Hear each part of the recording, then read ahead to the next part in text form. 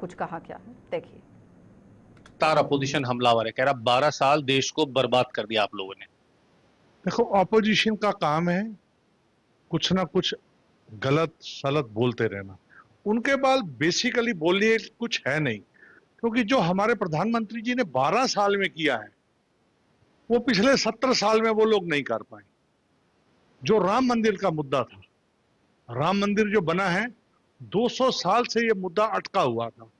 धारा 370 है, करतारपुर साहिब कॉरिडोर है। अच्छा, इसमें आपने चूंकि 3 चीजें गिनवाई, लेकिन मैं करतारपुर साहिब कॉरिडोर पर आऊंगा। क्या आपको लगता है वो इन मुद्दों से ज्यादा जरूरी मुद्दा था? देखो, मुद्दे तो सारे ही जरूरी हैं, पर जो करतारपुर साहिब कॉरिडोर है, ये सिखों की एक भावना है जो कई साल से अटकी हुई थी। और सिख सुबह जो अरदास करता है तो उसमें दर्शन दीदारे, खुले दर्शन दीदारे की बात होती है। तो ये खुले दर्शन दीदारे का श्रेय है, ये मोदी जी को जाता है। और उसके अलावा अंशुमन योजना हो, उज्ज्वला योजना हो, गरीब लोगों को घर देने की योजना हो, और सड़कों का जाल जो पूरे हिंदुस्तान में, आज आपने 1000-2000 किलोमीटर जाना है तो आदमी को सोचना नहीं पड़ता है। सड़कें ऐसी हैं जैसे हवाई जहाज में आ बैठे हैं। तो ये कोई कम उपलब्धि नहीं है, 12 साल के अंदर मोदी जी ने किया है।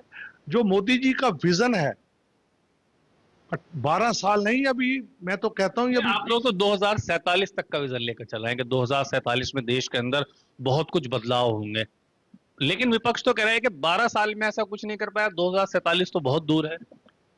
देखो, मैं फिर दोहरा दूं, मैंने पहले भी कहा है, कुछ तो लोग कहेंगे, लोगों का काम है कहना। इनके पास कहने को और करने को कुछ नहीं है। ये शोर डालने के अलावा कुछ नहीं कर सकते।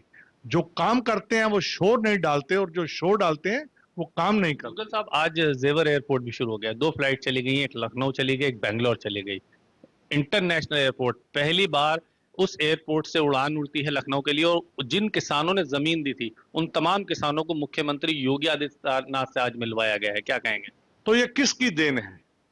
ये जो जिस तरीके से यूपी का जो पैसेंजर है, जिसको बाहर जाने के लिए दिल्ली एयरपोर्ट पे आना पड़ता था, कानपुर से, लखनऊ से जो लोग थे वो सीधे जेवर एयरपोर्ट जाएंगे और वहीं से इंटरनेशनल फ्लाइट लेंगे, लोकल फ्लाइट लेंगे। तो किसकी देन है? तो अगर फिर भी कांग्रेस कहती है कि 12 साल में कुछ नहीं किया, तो बड़ा दुर्भाग्यपूर्ण है। मैं कांग्रेस के लोगों को कहना चाहूंगा, अरे भाई, कुछ तो शर्म करो। बोलने से पहले कुछ सोच तो लो, कुछ पढ़ तो लो, कुछ समझ तो लो। अच्छा, ये बताइए, क्या आपको लगता है करतारपुर कॉरिडोर का मामला पंजाब के आने वाले विधानसभा चुनाव में कुछ फायदा पहुंचाएगा? बिल्कुल फायदा पहुंचाएगा।